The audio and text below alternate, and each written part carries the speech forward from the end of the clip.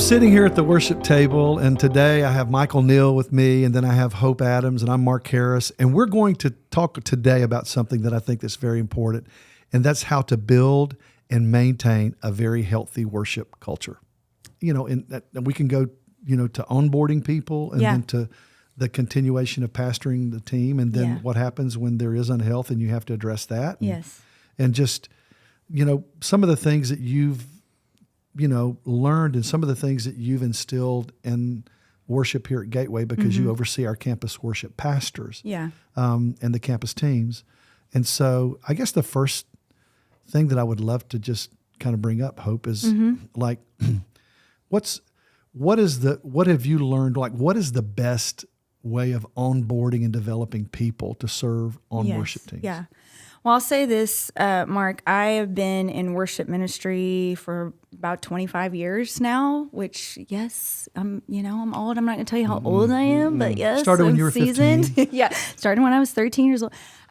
So I've been in different environments. I've been in smaller environments. I've been in larger environments. And I will say, when I came here to Gateway in 2015, I was so impressed with the level of intentionality with the way we evaluate, or how some churches call it audition people, but then coming the next steps after that audition or that evaluation, the level of intentionality of onboarding people and what that looks like, and what we call at Gateway is our coaching process. So we don't call it auditions, we call it evaluations.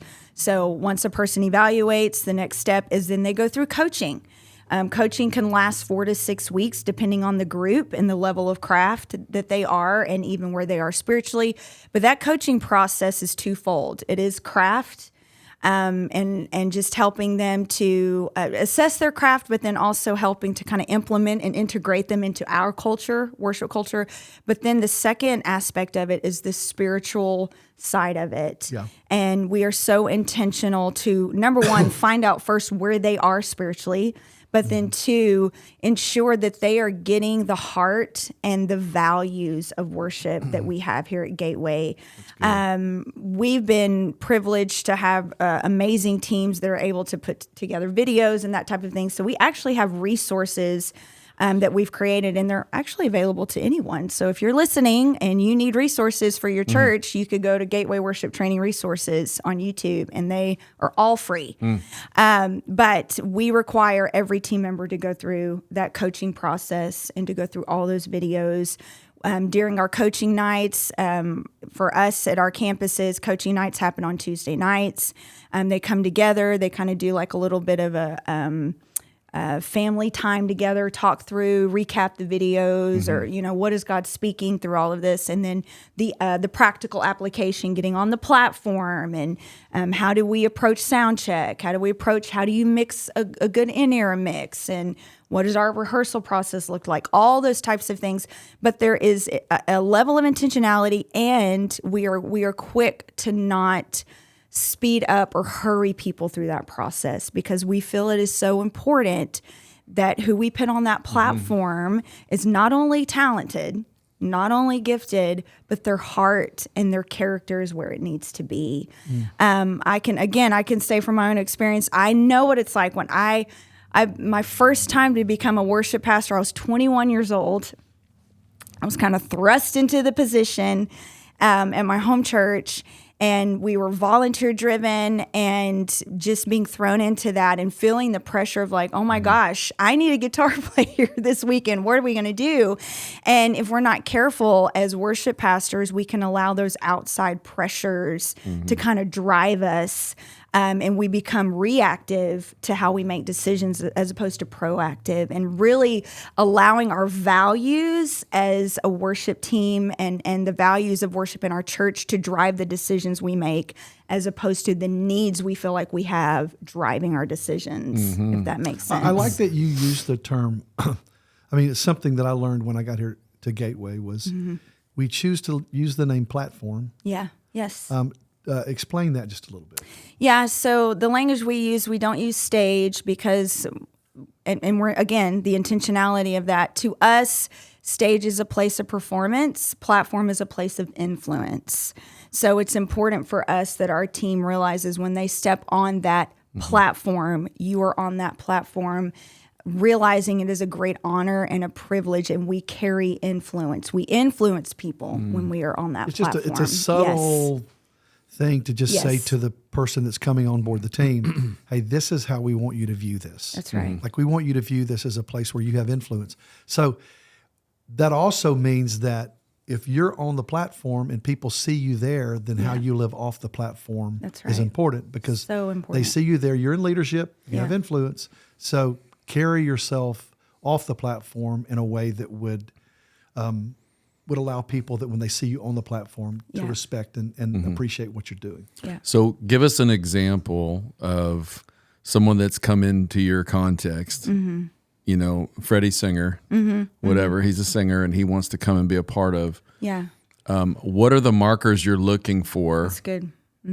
Like, are there stop gaps in your process that go, okay, Right. we see that we can't really platform this person yet because we'd be platforming them, you know, ahead of their Prematurely. yeah. Yeah. So what are the things that you're kind of watching for? That's great, yeah. In maturity and in the journey. That's a great question. So spiritually, kind of those checkpoints for us, we're taking time when we're doing the family gatherings, when we're having those conversations about heart and things, what's coming out of them, out of the abundance of the heart, the mouth speaks. So what's coming out of them? What are they saying? And then also our campus worship pastors are very intentional as team members are onboarding. They're taking them to coffee, to lunches, getting to know that person just to see where they are in their life personally. And then if we start to see yellow flags, whether it's the way they're interacting with others and coaching on the platform, how they respond to coaching, if there's any kind of pushback or maybe a little bit of pride, are we seeing those types of yellow flags when we're having conversation with them about their personal life, relationship or relational dynamics or things like that? Are there things that the Holy Spirit's like, hey, that's a yellow flag? And if there are, then it's us loving that person enough to sit down and have a conversation with them as they're going through coaching and saying, hey, we see such great potential in you. We are so excited for you to be a part of our community. However, because we love you more than what you bring to the table to us, we want to address and have a conversation with you about some things we notice. So that's from a spiritual aspect. Practically, when it comes to craft, the great thing about coaching is, you know, when someone evaluates, they are putting their best foot forward. It's like a 2-minute window snapshot, and you're hearing their craft, and you're like, oh my gosh, they're incredible. Well, over that 4 to 6 weeks, the consistency of seeing them, you'll really get to assess their craft.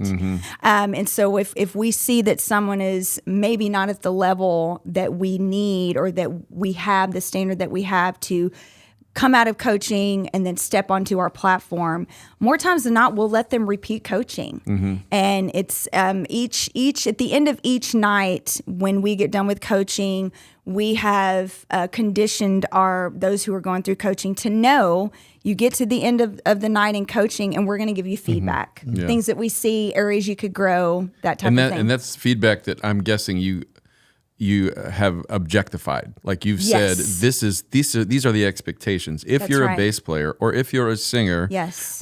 I see that a lot when coaching other churches and stuff like that, where they're building teams and they're going, I'm just so frustrated. And then they put themselves in the place of their opinion being the one that's making the decision. So it's like, I just don't feel like you're good enough yet. Well, based on what and that's according so to who? Good. Yes. You know, based on who and compared, And you know. practical thing. Yes. Yeah, I had a that's producer good. in Nashville years ago that used to always tell me, like, according to who and compared to what? Right. You know, so now, like Yeah. you have objectified, you need to be able to sing in tune. Right. You need to be able to, you know, have a tone that lasts through 3 services. You have to be able to blend with others. You have right. to be able to, you know, and Have go to play down on the a list. click. You have Your to tone listen to a has- click. Yeah, all those kind of things. Yes. That way you can point. These 3 areas are green light, but these 2 or 3, That's right. These are yellows. Yes. And we need to go back through coaching to get those to green. Yes. Is that kind of what you're saying? Absolutely. Yes. Love that. That very We've practical. we've seen people that have come through coaching the first time, and when you give them good, honest information, Right. then they go back and they work on those things, and they may come through a second time and work on them again. Like I can think of one guitarist that we have, and I'm like, and he went back and he worked again, and I think maybe the third time through, it was like, okay, Yeah. You worked on what we said you needed to work on. That's right. And I love that. I want to ask a question, okay? Because I know that like we're talking about how to build and maintain a healthy worship culture. So I know that everything starts from the top and bleeds down. Yeah. And so when you're looking at making a campus worship pastor hire, and you're the one that's responsible for that, and you have to help our campus pastors find the right person.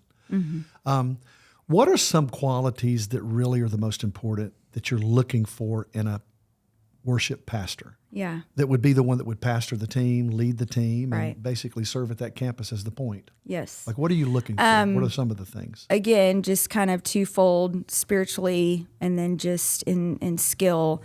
Obviously, spiritually is so important. I'm looking for coachability, looking for humility. I think that's so important as a campus worship pastor to go in. And I'm so grateful. I feel like all of our campus worship pastors walk in that, just a level of humility and coachability. I feel like this is so vital. And then just craft is the standard of their craft. It's so funny because, you know, someone can have all these incredible things on their resume. At the end of the day, I'm like, no, I want to hear you. I want to see you, because to me, that's the proof in the pudding. But just going back to the spiritual side, so much of what a worship pastor does is off platform, as you all know. So true. The weekend, I don't know what the exact percentage is, but probably, you know, 60 to 70% of what you do is actually off platform. And what we do off platform affects our ability and the impact that we can make on platform. And so much of when we are looking at hiring someone as a campus worship pastor, we really hone in. Like once we assess their craft and it's like, okay, they've got the craft, we're honing in to see, do they seem coachable? Do they seem humble? Do they seem like a team player? Do they seem like someone that will get their hands dirty and maybe because they are part of local church, maybe they're asked to do something that seems like it's outside the sphere of being a worship pastor, but just pastoring people well. So when we look at worship pastor, we really emphasize the pastor part. It's like leading worship is so important. Being able to pastor people as you worship and as you lead worship is so vital. And I've seen times when you've got someone who's got a great ability and a gift to lead people into the presence of God, but they don't necessarily thrive in the pastoral aspect. And so because of that, they're not flourishing in that position. And sometimes that's because maybe they push back and they don't want to lean into that area, or maybe that's just not something they're really gifted at. But to be a worship pastor, we feel it is so important at Gateway that you know how to pastor people into the presence of God, but then pastor people off that platform and really care about the soul of your team members. So And develop others. yes, and develop others. That's Because right. one of the things I would say that I think so many of our worship pastors here, and I've seen worship pastors that are at other churches do well, is they know how to share the platform.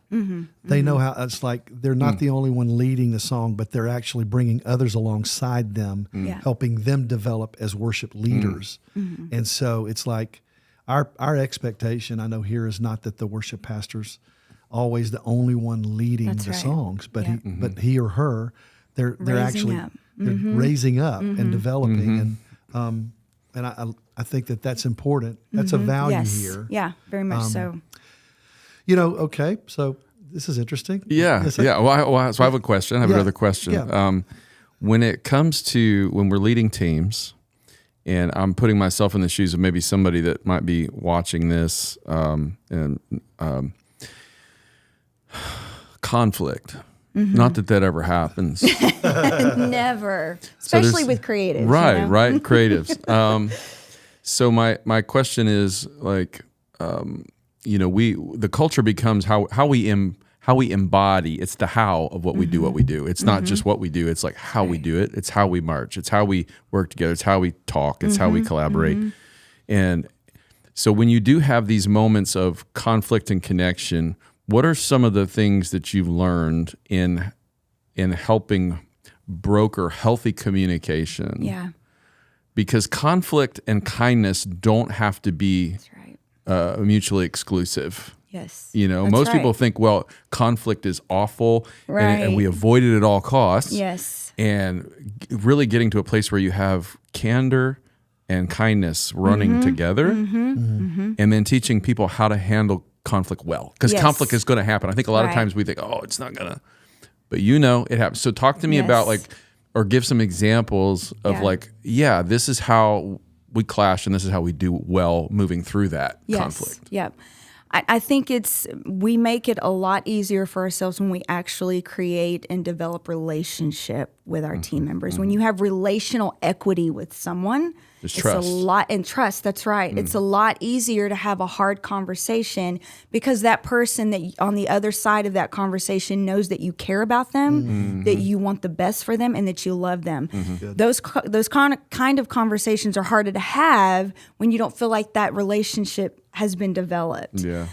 So I think, man, if love is the foundation of those hard conversations, it's a lot harder or a lot easier, I should say, to have. I'm thinking of just a couple that I've had to have not too long ago, and just sitting down and setting up that conversation by first affirming that person and saying, I love you. I believe in you. You are a blessing to us, not just what you bring, but who you are. And just taking a moment to really affirm that person and to communicate the care and the value and the love. And then after that, then saying, because I love you so much, because I care more about who you are than what you bring. I need to share something with you, and then sharing it with them in a loving way. And very practically, Michael, before I got to a place that I was comfortable to have those confrontational kind of conversations, I would practice it.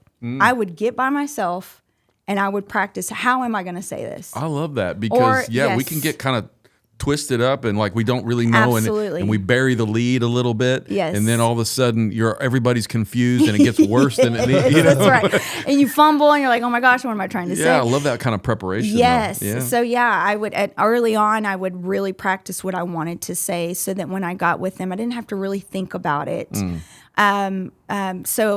Just practicing, preparing, starting with showing care, and then being very clear too. How many times have we heard like being clear and is kind? Clear communication is kind. So not beating around the bush, but being very clear to people because again, if we care about them, they deserve that.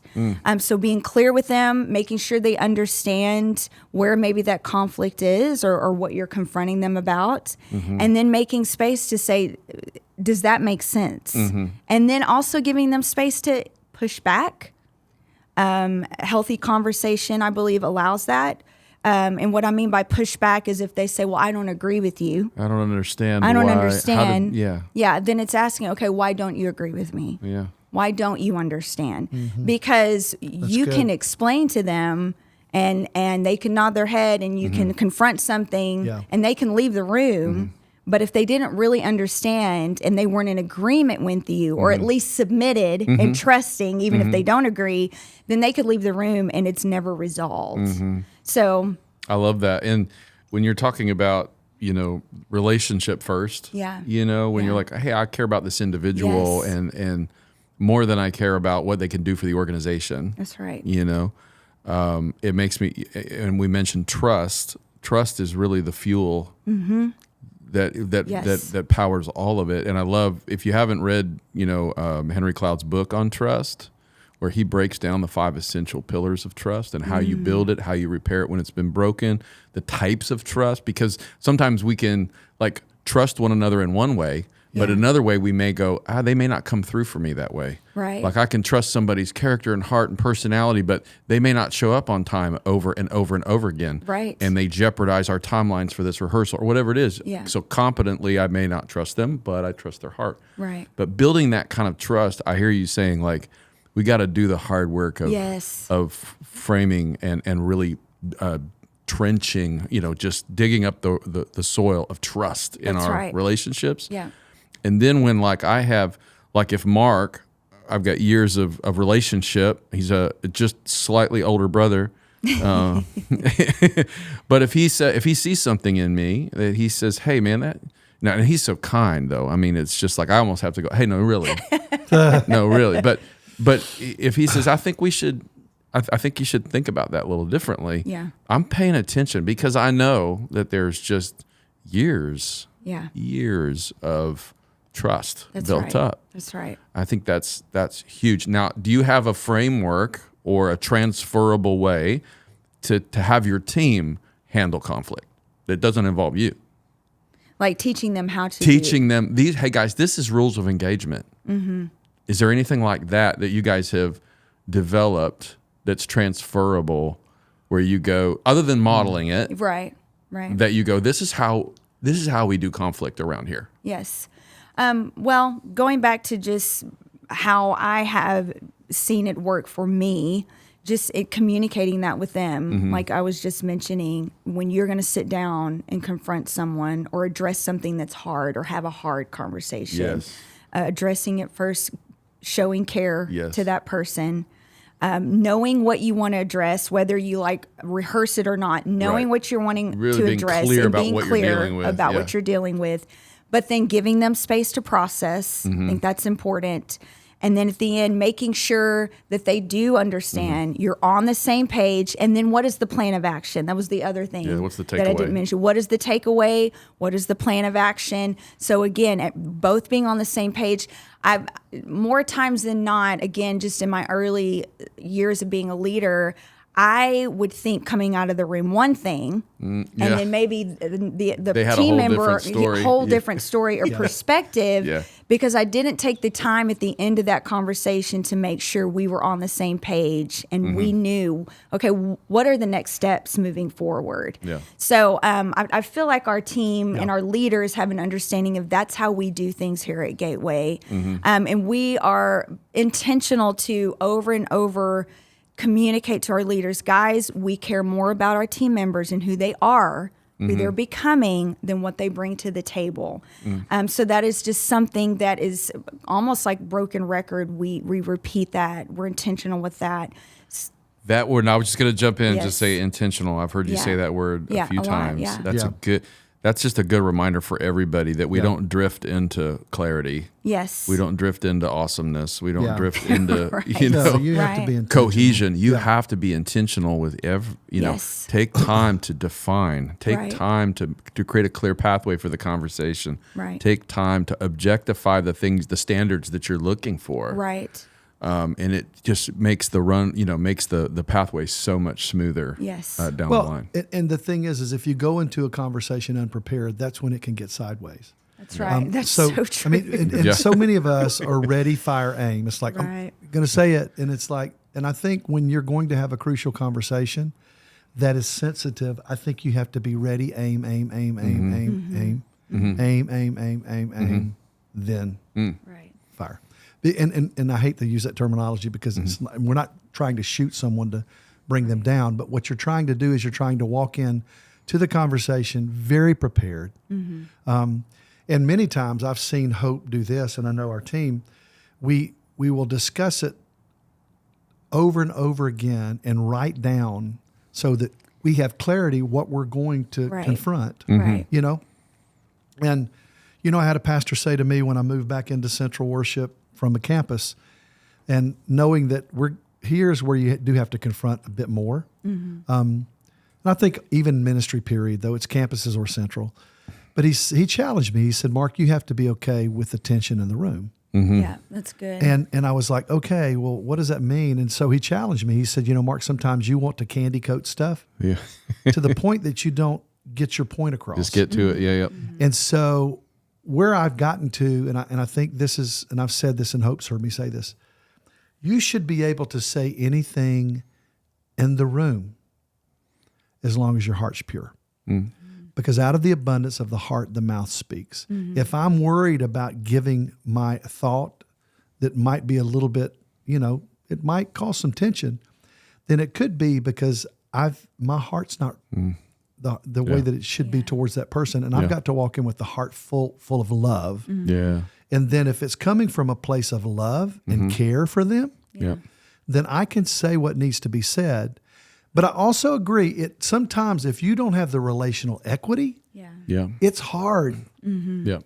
because that person has no knowledge of whether or not they can trust what you're telling them. Right. And the one thing that I would say, and I've seen Hope do this, and I will say this.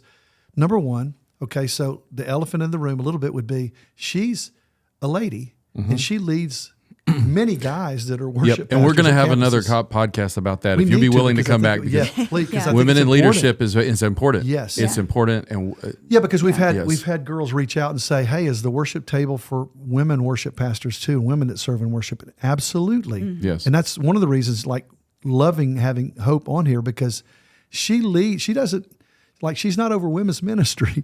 She's over worship ministry, which involves men and women. And so, but I've seen her time and time again build relationship through care and through sitting in meetings and listening to the heart of every worship pastor, regardless. And they learn, hey, I can trust that she has a heart for me. When they trust that you have a heart for them, then you can have a crucial conversation. Right. And you know, and here's the thing: there's a great graph that I saw years ago, and it's like, and so in the church sometimes, over here is this artificial harmony, and it's like it's artificial unity and artificial honor. Like it's, you know, I always say it's artificial honor or artificial harmony. Yeah. So Yeah. over here, false harmony. Yep. Yep. is Yes. mean-spirited personal attacks. Yeah. Okay, so they're on opposite ends of the spectrum. So most of the people that serve in churches, they live over here in this. It's great. So Everything's true. great. Everything's Right, great. And right. but they go in another meeting and they say, "I can't stand the way that they do." Yes, yeah. But they'll never tell the person. The person never gets the feedback. Yep. Okay, Right. and then finally one day they're fed up, and then it turns into this big, mean-spirited personal Extremes. attack. Yeah. Yeah. Right. And what Hope was saying, right in the middle, is this thing called kind truth. That's right. It's where the Lord wants us to live. Yeah. And when you're pastoring a team, you have to live in kind truth. You can't live in this place of artificial honor Right. Yeah. and harmony. Yeah. Because it will lead to you'll skip Yeah. any kind truth because Yes. you'll get fed up, and then you're Right. going to kind of Yeah. That's when you're going to be it's ready Yes. fire, Right. Yeah. and then you aim later. Or you know? what ends up happening when we are when we try to avoid confrontation or we avoid those crucial conversations, it can end up festering. Yeah. And then what ends up happening is that if a person is unhealthy on your team because you won't have an honest conversation with them, not only will it affect them, it will end up affecting the rest of your team. Yeah, it will it affects matriculate unity. out, Yeah, that's and right. it affects That's right. unity. And well, I mean, we've already kept you longer than we said we were going to, Hope, but your ministry obviously speaks for itself. And I want to talk about at some point like leading in crisis, because Gateway's been through a lot. Yeah. And how you lead and minister to your team, not just staff, but just Yeah. in general. In the worship ministry is a big deal. Women in leadership, you're walking that out and have been for a long time. Yeah. And it's important that we pay attention to that, honor that, and learn from it. And so we need your voice. We do. The great and so voice. I hope you'll come back. You'll Absolutely. come back. I'd be excited to. All right. for Well, sure. we're really excited. Thank you, Hope and Yes. Mark. We're going to do this again real soon. Awesome. Awesome. All right. That.